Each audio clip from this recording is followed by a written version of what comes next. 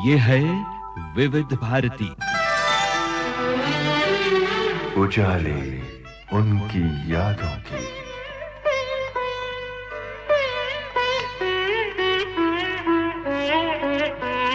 उजाले उनकी यादों की।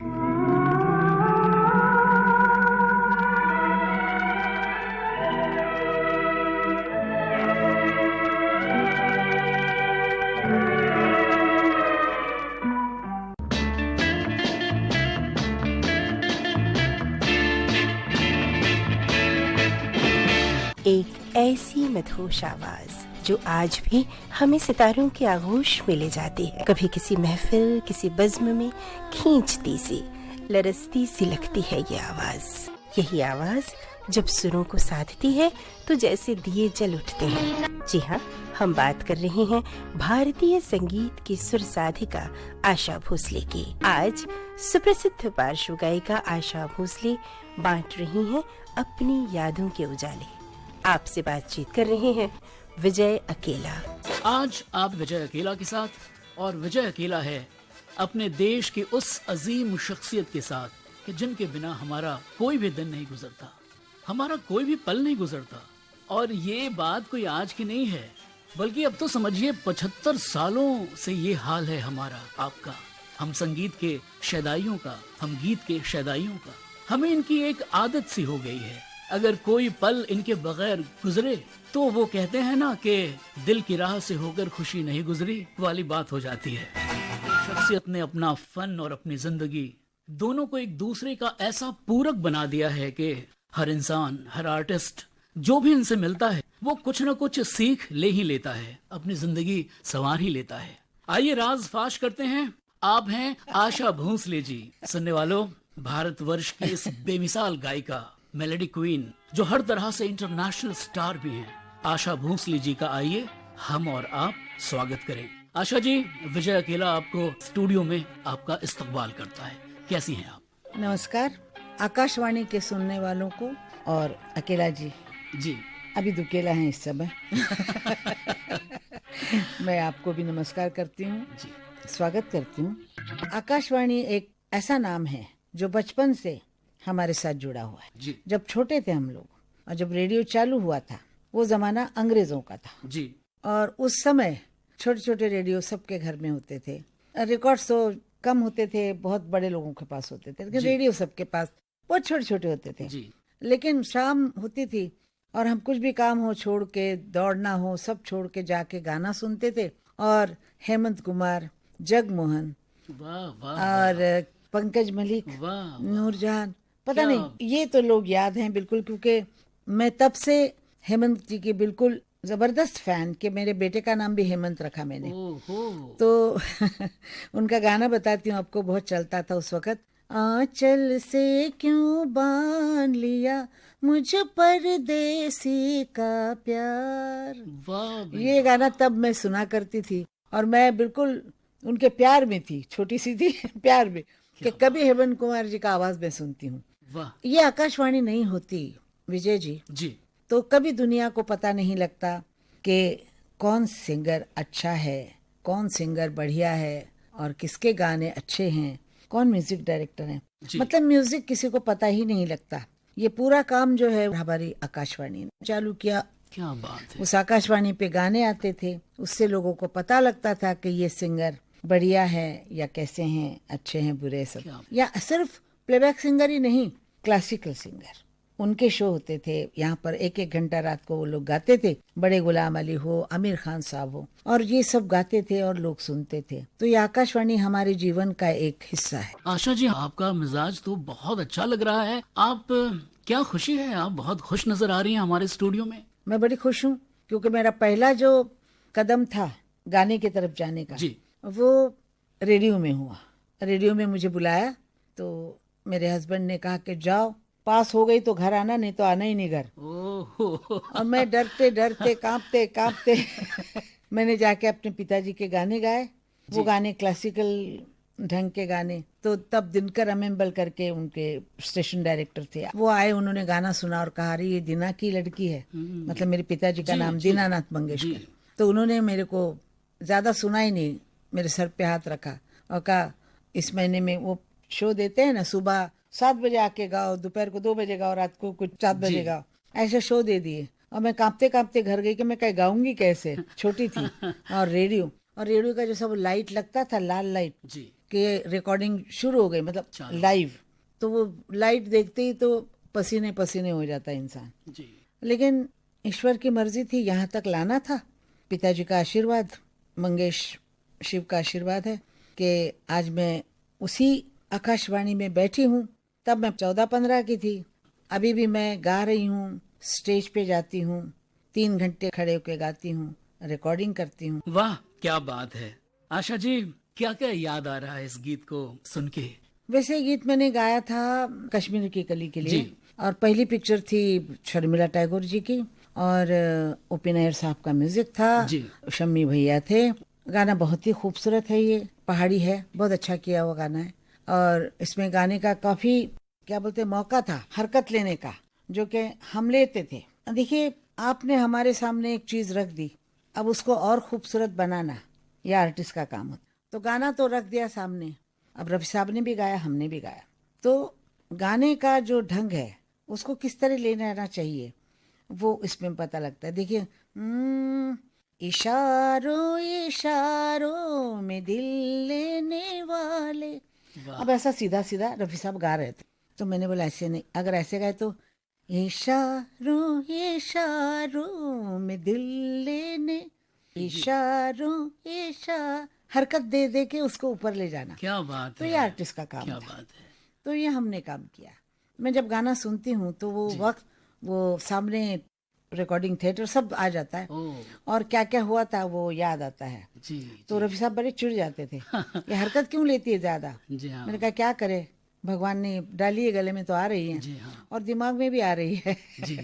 दिमाग भी होना चाहिए कि हरकत कहाँ लेना उसको। असल में देखा जाए तो इससे पहले मैंने जो गाने गाए वो भी बहुत बढ़िया म्यूजिक डायरेक्टर श्री रामचंद्र अण्णा बोलते थे, उनके भी गाए थे। और जैसे बहुत म्यूजिक डायरेक्टर उन लोगों के साथ गाने गाए थे, अलग अलग ढंग के गाने गाए। तो मुझे जब आप कोई पूछता है कि आपको वो वक्त याद आता है तो आपको कौन म्यूजिक डायरेक्टर याद आता है, ऐसे अगर देखा जाए तो मुझे पहला म्यूजिक डायरेक्टर याद आता है मदन मोहन जी। क्या बात है, वाह।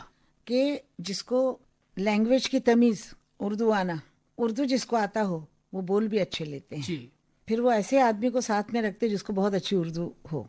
क्या बात। साहिर साहब हुए या राजेंद्र कृष्ण, यस, और राजा मेहंदी अली, मजरू साहब, बहुत अच्छे अच्छे लोग साथ में रहते थे।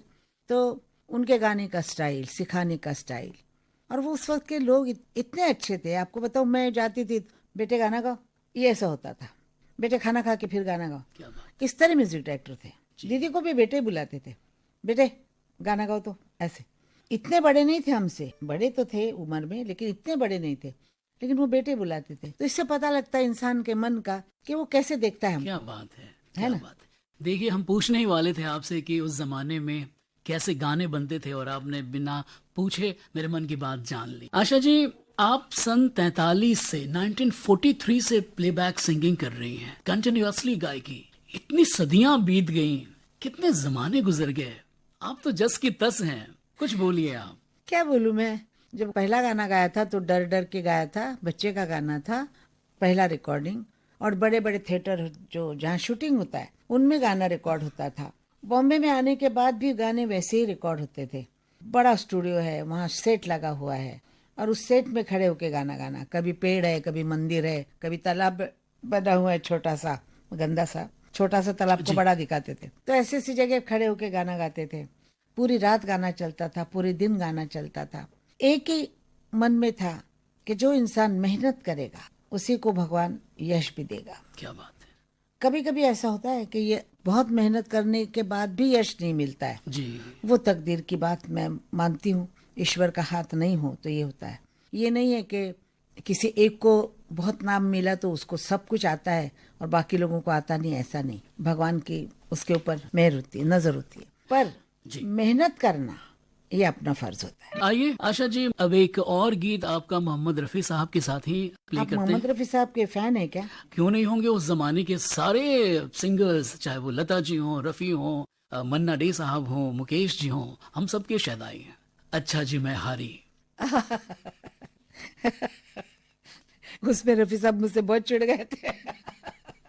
वाकई इतने चिढ़ गए थे कि वे 2 दिन तक बात ही नहीं कर रहे थे दूसरे रिकॉर्डिंग में। अच्छा जी मैं हारी चलूं मान जाओ ना। बोलों का पहला हिसाब देखना चाहिए गाने वाले को कि ये बोल क्या चाहते हैं, बोल हमसे क्या चाहते हैं। क्या बात है। हाँ, तो अगर मैं बोलती कि अच्छा जी मैं हारी, अच्छा जी मैं हारी चलो मान जाओ ना, बच्चा भी गाता है, जी 5 साल के बच्चे भी ऐसे गाते हैं। तो प्लेबैक सिंगर बनने का मतलब क्या हुआ, इतने साल ठहरने का मतलब क्या हुआ। उन बोलों को क्या चाहिए था कि रफी साहब साथ सीधा सीधा गा रहे थे। जी फाइनल रिकॉर्डिंग में मैंने जैसे बोला, उन्होंने टेक, जी फाइनल टेक शुरू हुआ तो मैंने मजा किया कि अच्छा जी मैं हारी चलो मान जाओ ना। जैसे मनाने की मैंने वो जो हरकत की, रफी साहब एकदम चिढ़ गए, देखी सबकी यारी मेरा दिल जला। रफी साहब बहुत चिढ़ गए थे, आप रिकॉर्ड सुनिए। हाँ जी हाँ जी हाँ। तो ये गाना जब भी आता है तो मुझे रफी साहब का चेहरा और अंदर से देवानंद जी जो खड़े होके जी नाचे जी थे, जी हाँ। खुश हो गए थे, तो वो ये सब याद और आता है। कैसी अदायगी आपकी है, जैसे मधुबाला पे ये गीत पिक्चराइज हुआ है और आपने जो उस फिल्म का सिचुएशन है, उस घड़ी का जो सिचुएशन है, उसको आपने पूरी तरह से अपनी गायकी के जरिए दर्शा दिया है। जी हाँ। आशा जी मैं एक बार फिर से कहना चाह रहा हूँ कि देखिए बदलाव के बिना तो दुनिया का काम चलता नहीं है। दुनिया तो बदलती रहती है और बड़ी से बड़ी पर्सनैलिटी हार जाती है मानो और दुनिया जीत जाती है। मगर सवाल ये है कि आपने वो कौन सी शैली अख्तियार की हुई है, आपके जीने का राज क्या है, क्या रूटीन है आपका, कैसे रोजो शब गुजारती हैं आपके सामने दुनिया का नहीं चलता। असल में देखा जाए तो पिताजी जब गुजर गए जी। 42, उसके बाद टाइम थोड़ा खराब आया। काम करने की आदत थी, शायद मेरे अंदर ही है वो कि काम करते रहो, सफाई होनी चाहिए। वर्गो हूँ, वर्गो को बहुत सफाई की जरूरत होती है। 8 सितंबर जी हाँ, और मेष राशि है मेरी, तो ये है कि मेष जो होता है ना धड़क मारता है। जी मेष समझते हैं आप, जी बकरा, जी जी वो इधर उधर देखता नहीं, धड़क मारता है, वो मेरे में है। प्लस तो क्या होता है कि काम करना मीन्स पूरा जोर लगा के वो काम करना। उजाले उनकी यादों के।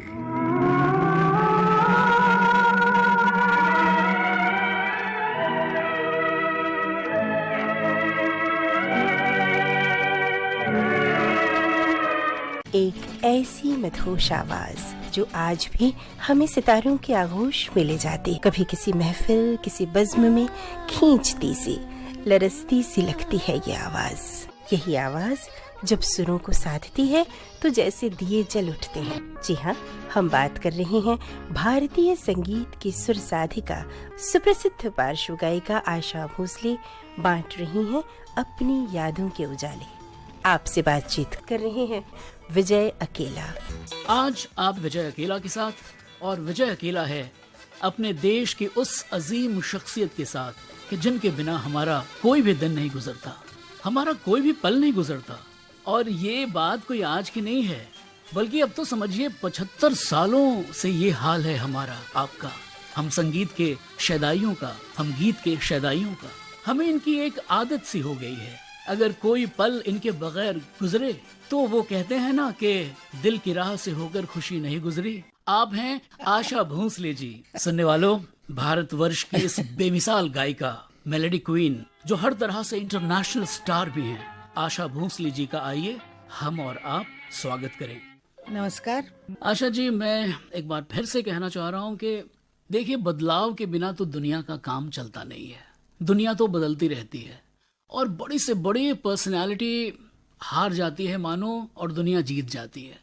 मगर सवाल ये है कि आपने वो कौन सी शैली अख्तियार की हुई है, आपके जीने का राज क्या है, क्या रूटीन है आपका, कैसे रोजो शब गुजारती हैं आपके सामने दुनिया का नहीं चलता। असल में देखा जाए तो पिताजी जब गुजर गए जी। 42, उसके बाद टाइम थोड़ा खराब आया। काम करने की आदत थी, शायद मेरे अंदर ही है वो कि काम करते रहो, सफाई होनी चाहिए। वर्गो हूँ, वर्गो को बहुत सफाई की जरूरत होती है। जी हाँ, और मेष राशि है मेरी, तो ये है कि मेष जो होता है ना धड़क मारता है, जी मेष समझते हैं आप, जी बकरा, जी जी जी। वो इधर उधर देखता नहीं, धड़क मारता है, वो मेरे में है। प्लस तो क्या होता है कि काम करना मीन्स पूरा जोर लगा के वो काम कर। एक बात बताती हूँ, मेरी एक ऐसी आदत है, मेरे लड़के ने मुझे एक दिन पूछा था कि माँ मैं ये बिजनेस करने जा रहा हूँ, खर्चा इतना है, करें कि नहीं करें। जी तो मैंने उससे कहा था बेटा एक याद रखना, छलांग नहीं मारोगे तो तुम्हें कभी भी जमीन नहीं मिलेगी। तुम यहीं खड़े रह जाओगे और सोचते रह जाओगे कि मैं ये पानी पार करूं कि नहीं करूं, या डूब जाओगे जी। या उस तरफ जाओगे। सोच लो कि मैंने डूबना है या जीतना है। जीतूंगा तो मैं खड़ा रहूंगा, मर गया तो मर गया। ये सोच के चलना चाहिए। एक बात बताती हूँ लाइफ में जो मेरे अपनी दिमाग में रहती है, हमारे बड़े राइटर उन्होंने लिखी थी, जब तक जीने में मजा है तब तक मरने में मजा है। वाह वाह वाह वाह वाह। वो मजा भगवान मुझे दे, जब तक जी रही हूँ कैसी तभी अच्छी ले बात ले। कह क्यों? रही हैं आप। मेरी इच्छा यही है कि मैं गा रही हूँ और जाऊं। क्यों? मजा उसी में है। मजा उसमें नहीं है कि लोग देख रहे, अरे गिर गए, अरे ढल गए। नहीं नहीं, मुझे नहीं चाहिए। और मुझे कभी ना ये नहीं अच्छा लगता कोई मेरे ऊपर तरस खाए। मुझे तरस बिल्कुल पसंद नहीं है।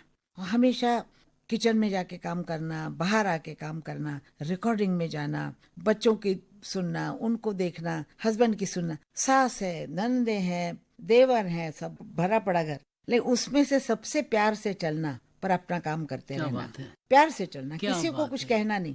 सबसे बड़ी बात होती है, मैं आपको बताती हूँ जी विजय जी, जिससे आदमी सुखी हो सकता है वो है जवाबदारी मत, उसको बढ़ावा मत दो जी। बात करने का। जी अगर आपने कहा क्यों, जी। तो वो बोलना शुरू हो जाएगा। सवाल ही नहीं करो, तो एनर्जी मत दो। ओ, तो ये मूल मंत्र है। हाँ, ये एनर्जी जो हम देते हैं दूसरे को जी बोल के, जी। वो एनर्जी नहीं दी तो घर शांत चल। अब सपोज मुझे किसी ने कहा कि ये आपने गलत किया, मैंने कहा हाँ जी वाकई गलत हो गया, चले जाओ। जी, बात खत्म। मैंने गलत नहीं किया बोला तो बोलेगा हाँ किया, जी। तो चलती जाएगी बात। तो लाइफ में एनर्जी मत दो किसी को, अपने काम में एनर्जी डालो। आप सुन रहे हैं विजय अकेला के साथ आशा भोसले जी का इंटरव्यू। आशा जी, मैं आपकी जिंदगी से इतना इंस्पायर होता रहता हूँ कि मैंने कोई और दूसरी लेडी नहीं देखी है जिनसे मैं इतना ज्यादा इंस्पायर्ड हूँ। जब बाहर निकलो तो हमेशा प्रेजेंटेबल निकलो। वाह। मैं ये नहीं कहती हूँ फटा हुआ कपड़ा हो, लेकिन मैचिंग हो, बाल ठीक हो, एटीट्यूड हो। हाँ, आप चलो तो लोग कह के हाँ कोई साफ सुथरा इंसान आ रहा है, ऐसा नहीं लगे कि अरे क्या बंठन के कितना ऊंचा करके आ रहे, या ये भी नहीं लगेगा कि पता नहीं कोई भिखारा नहीं। तो अपने आप को ऐसा रखो कि लोगों के सामने जाते समय आपको लोग देख के खुश हो। ये गाना बनाया था आर.डी. बर्मन ने। अच्छा। पहले ये पिक्चर आर.डी. बर्मन के पास मतलब गाना था, और ये गाना उसने बनाया था। पान खाए सैया हमारो, सांवरी सूरत यार रेवट लाल लाल, हाय हाय मलमल का कुर्ता, मलमल के कुर्ते पे छींट लाल लाल। ये बनाया था उन्होंने। और 1 महीने के बाद हमारे पास वही गाना आया, पान खाए सैया हमारो। शंकर जय किशन। जी हाँ, जय किशन जी का गाना। किसने जाना।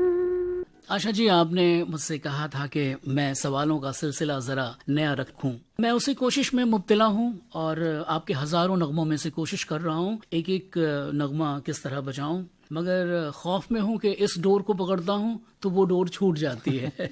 मेरी बड़बड़ से तो नहीं? नहीं नहीं, आप तो इतने अच्छे अच्छे राज फाश कर रही हैं, इतनी छुपे छुपे राज फाश कर रही हैं कि हम क्या कहें। आशा जी, आप कभी पैडर रोड पे रहा करती थी, बरसों बरस निकाले आपने वहाँ। अब 3-4 सालों से प्रभु कुंज की जगह आप कासा ग्रांडे परेल में रह रही हैं। जी हाँ। मेरी खुशकिस्मती है कि मैं आपके दोनों निवास स्थल पे गया हूँ। सवाल ये पूछना चाह रहा हूँ कि उस पैडर रोड और इस परेल वाली आशा भोसले में क्या फर्क है? आशा भोसले जब बोरीवली में रहती थी, ओ दादर में रहती थी जी।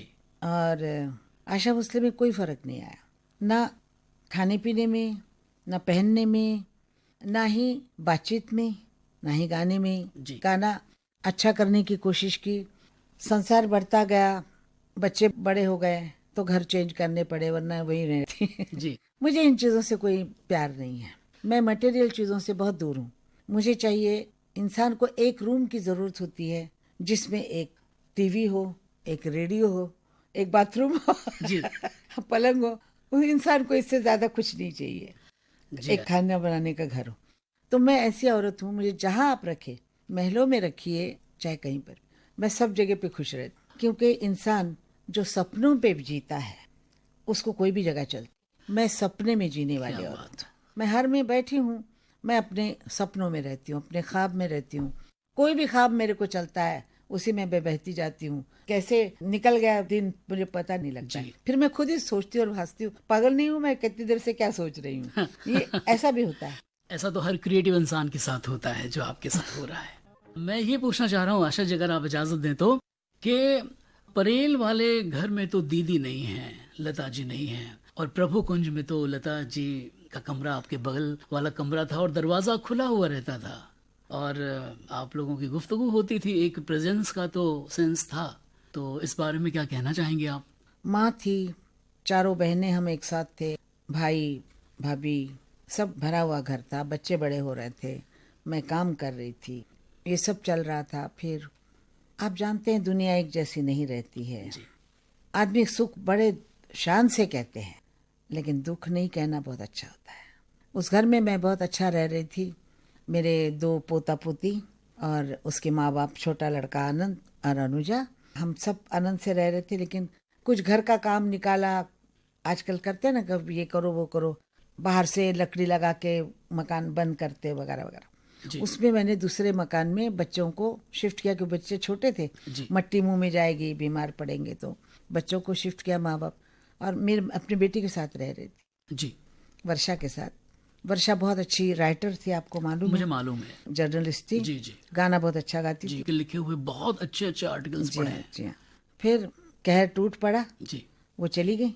जब चली गई तो मैं अकेली रह गई उस घर में, क्योंकि बच्चों का घर वो तैयार था, वहाँ वो रह रहे थे। जी फिर इतनी बुरी घटना के बाद वहाँ बच्चों को लाना भी मुझे अच्छा नहीं लगा। जी जी इसलिए मैं कासा ग्रांडे में रहती हूँ, आती जाती रहती हूँ। जी यहाँ पर भी मेरी यादें हैं जी जो मेरे को बहुत सुख में होती हूँ, थोड़ी देर दुख में आती हूँ, जी फिर उस दुख को भुलाने के लिए फिर सुख में चली जा। लेकिन एक बात याद रखिएगा, मैं जो अपनी है, मैं किसी के सामने अपना दुख नहीं कहती हूँ, अपने आंसू नहीं दिखाती। आंसू दिखाना कायर का काम होता है और मैं बहुत दिलेर औरत हूँ। आंसू अपने आप अंदर ही पी जाना सबसे बड़ी बात होती है। जी आशा जी। आपको बहुत दिल करे रोने को, चिल्लाने को, शावर चलाइए जोर से जी और चिल्ला लीजिए जितना चिल्लाना है। बाहर आते समय मुंह धो के साफ सुथरे होके बाहर आइए, किसी को पता भी नहीं लगे कि आपके लाइफ में कभी कुछ दुख था भी। वाह आशा जी, बात लता जी की हुई है तो क्या हम जहां आ रहा फिल्म का गीत जिसमें आप दोनों बहनों ने बहुत खूब गाया है, इस गाने में क्या है मैं बताती हूँ विजय जी। जी एक गाना होता है कि हीरोइन गा रही है बड़ी दुख में और एक डांसर गा रही है बड़ी सुख में। जी ऐसे गाने मुझे बहुत मिले। जी एक गाना बराबरी का मिला, मन क्यों बहका रे बहका आधी जी, रात को, जी या छाप तिलक मुँह से छीना रे जी, तूने नैना मिला के, जी, या सखेरी सुन पपीहा बोले उस जी पार, जी या ये बरखा बहार हाँ सौतनिया के द्वार न जा मोरे सांवरे पिया।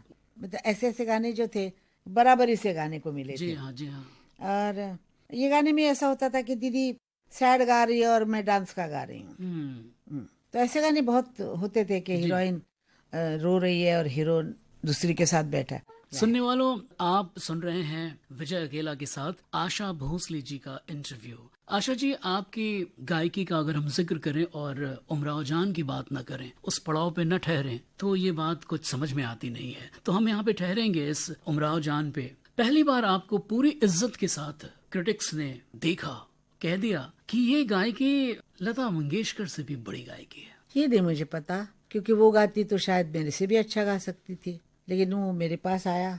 ये पहली पिक्चर मिली थी जयदेव जी को जी, और जयदेव जी ने मुझसे कहा था कि एक गाना है तुम्हारा। तो मैंने बोला कौन सी पिक्चर है? तो उन्होंने कहा कि कोई उमराव जान पिक्चर बन रही है और आपका एक गाना है, तो परसों गाना करेंगे। फिर वो कैंसिल हो गया। फिर मेरे पास एक किताब आई जी, जो उमराव जान की लिखी, मतलब उसकी लाइफ की। मैंने पूरी किताब पढ़ी। फिर उनके जो डायरेक्टर जफर अली, बड़े हैंडसम आदमी, जी, बड़े लंबे आदमी, और जबान का क्या कहना, लखनवी जबान की तो बात ही अलग है। तो उन्होंने आके मुझे कहा कि आपको मैंने किताब दी है, अभी आपको गाने गाने हैं। जी, देखिए तकदीर की बात है कि एक गाना गवाने वाले थे मुझसे और वो पूरी पिक्चर मेरे पास आ गई। जी, इसी को मैं कहती हूँ भगवान की लीला। जी, तो वो गाने आए। फिर हमारे खयाम साहब, वैसे उन्होंने मेरे से गवाया, क्योंकि एक औरत की एक ही आवाज रहनी चाहिए, एक ही सुर रहना चाहिए, ये मन में पकड़ के। हो सकता है उनको भी लालच हुआ होगा कि लता मंगेशकर से गवाऊं, जी दीदी से गाने का लालच हुआ होगा, हर म्यूजिक डायरेक्टर को होता था वो। लेकिन पता नहीं, शायद उनको ये लगा होगा कि नहीं आशा अच्छा गाएगी। जी जी इंसान का मन मैं कभी भी नहीं पकड़ सकती हूँ, वेरी अनप्रेडिक्टेबल, अनरिलायबल। तो मैं इसलिए कभी भी विश्वास किसी पे नहीं करती हूँ, क्योंकि जो उन्होंने मुझे गवाया, बड़े प्यार से गवाया, जी। गुस्सा होके भी गवाया लेकिन पिक्चर बड़ी अच्छी बनी और उसमें बड़े शेर थे, और शहरी यार करके जो राइटर थे, जी बहुत ही सुंदर उन्होंने गाने लिखे पिक्चर के हिसाब से, और मेरे घर पे भी आए थे बहुत अच्छे लोग। तो अभी याद आती है सबकी, मैं याद करती हूँ जो जो लोग मिले, जो उनके साथ टाइम बिताया, जिनके साथ बातें की, सबकी याद आती है। अब तो खैर शहरयार साहब गुजर गए, जी हाँ, जुस्तजू जिसकी थी उसको तो न पाया हमने इस बहाने से, मगर देख ली दुनिया हमने। दुनिया। तुझको रुसवा न किया, खुद भी पशीमाना हुए, इश्क की रस्म को इस तरह निभाया। इस पिक्चर में जब विजय जी गाना आया, जी एक गाना तो गाया मैंने, दिल चीज क्या है, जी उसके बाद दूसरा गाना आया, तो तीसरा गाना आया, ये क्या जगह है दोस्तों, ये कौन सा दयार है, ओ हदे निगाह तक गुबारी। क्या बात। तो मैंने उनसे कहा कि इस गाने का सुर जरा ऊंचा कीजिए, जी तो उन्होंने कहा नहीं करूँगा। ख़याम साहब बड़े गुस्से ले हैं, नहीं करूँगा। मैंने कहा ख़याम साहब ये थोड़ा नीचा लग रहा है, मेरे को थोड़ा ऊंचा कीजिए।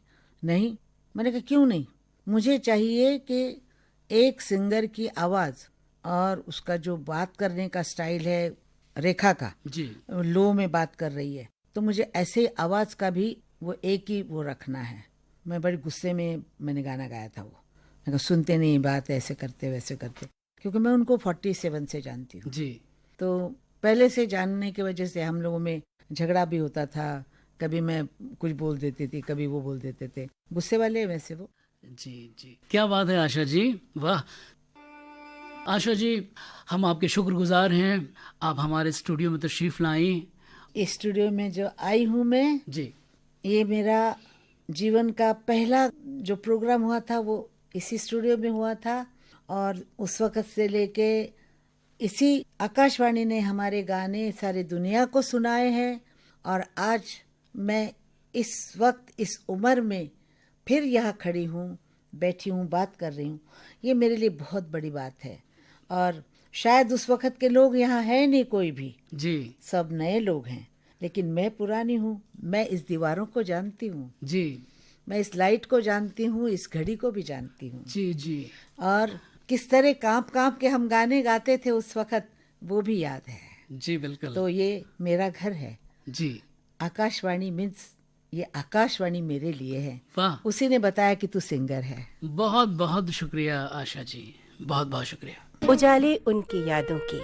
श्रोताओं, सुप्रसिद्ध पार्श्व गायिका आशा भोसले से विजय अकेला की ये बातचीत आप सुन रहे थे।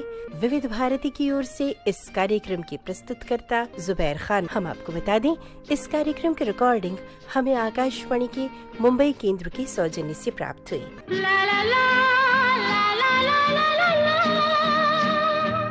आज पिटारा लाया था उजाले उनकी यादों के।